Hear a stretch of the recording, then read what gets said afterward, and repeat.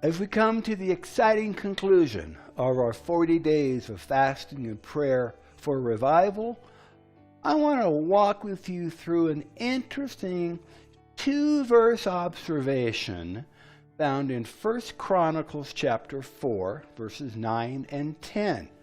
1 Chronicles chapter 4, verses 9 and 10. Open with your Bible and follow with me. 1 Chronicles 4, verses 9 and 10. Verse 9, and Jabez was more honorable than his brothers, and his mother called him his name Jabez, saying, because I bore him with sorrow. And Jabez called upon the God of Israel. This is later on in his life. Jabez called upon the God of Israel, saying, oh, that you would bless me indeed and enlarge my coast, and that your hand might be with me, and that you would keep me from evil, that it may not grieve me. And God granted him that which he had requested. Now, Jabez started out his life with a bad name, literally. The principle that we're referring to here is that name denotes character. Now, this comes from Adam, the original man, because Adam had the task of naming the animals, and he named them based on some characteristics. So, name denotes character. And Jabez grew up with a name that shamed him no matter what he did.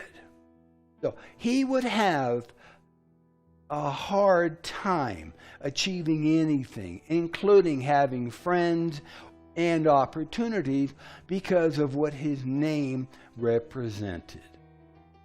But God always has the last word. Look at verse 9. Verse 9. Jabez was more honorable than his brothers, in spite of his name and what his name. Somehow, Jabez's character was very different from what his name said about him. And in the middle of all of this anxiety, opposition, and frustration, Jabez had a relationship with the Lord that God would later honor. Not only did Jabez know about God, he had confidence that God would hear his prayers and that God would answer them. And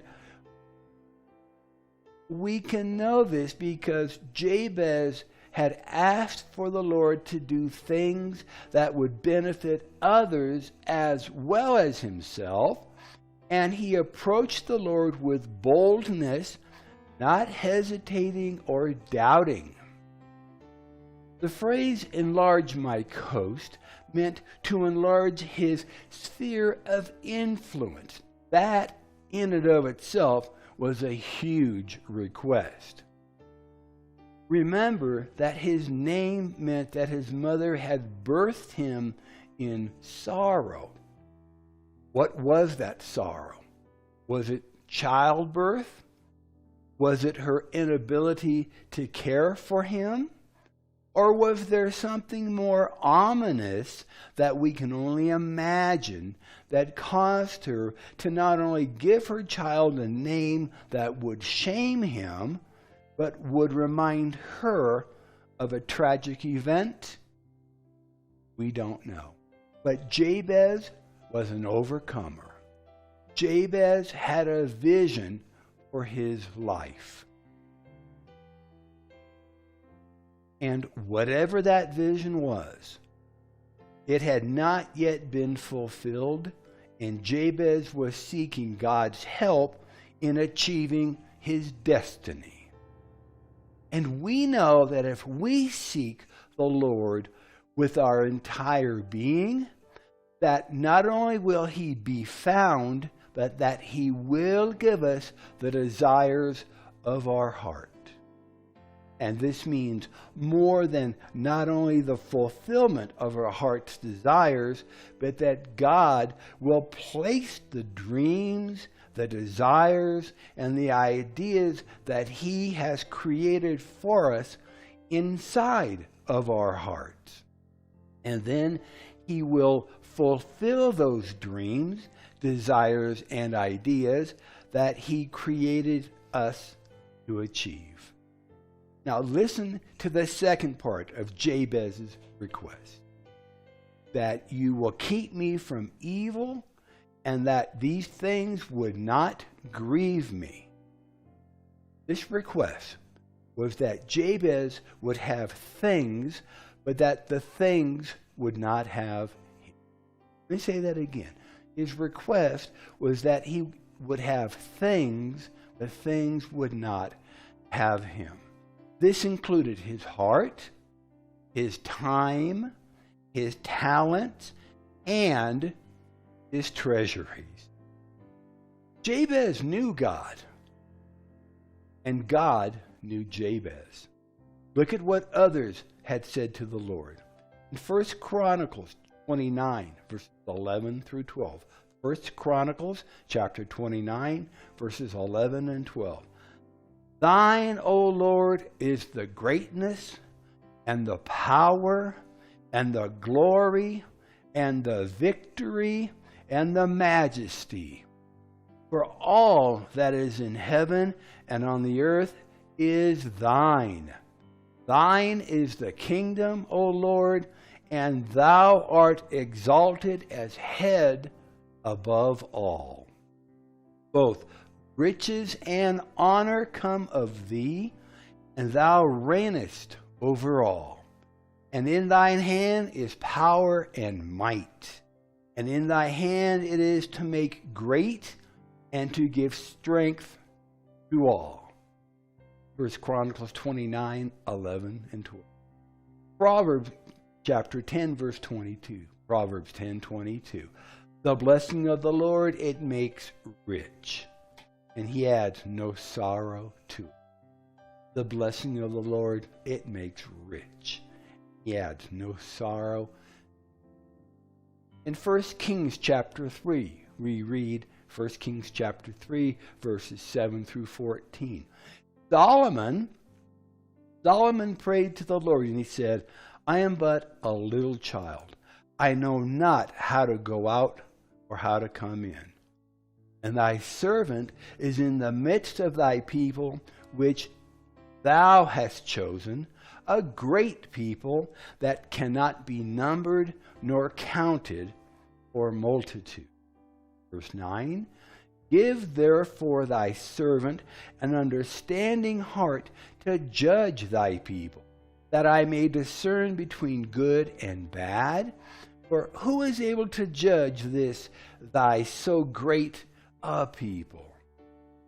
And this speech, this request, this prayer, this petition pleased the Lord, that Solomon had asked this thing.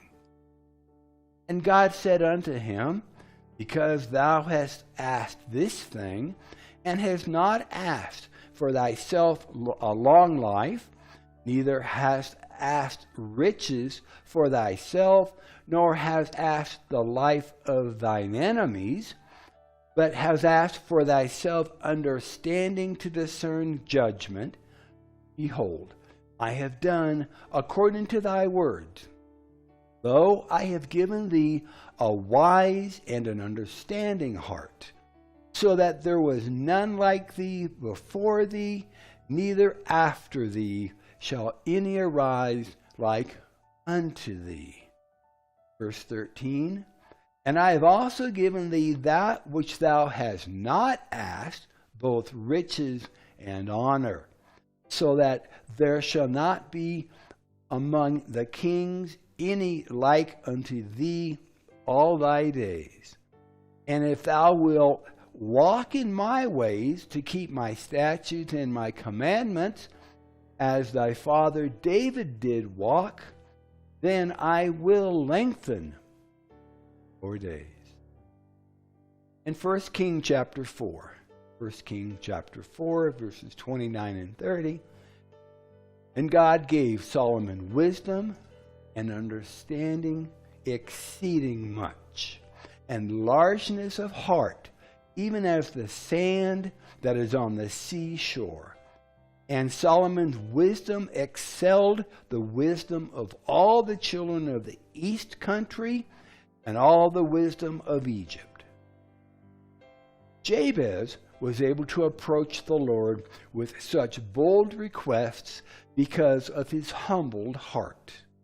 And a humbled heart is a part of obedience that comes from fasting and praying.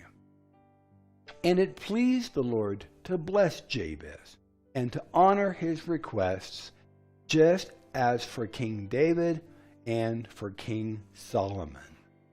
So if you've been following with us, and if you've joined your faith with ours throughout this revival campaign, you are in a position of favor to ask the Lord whatsoever you want.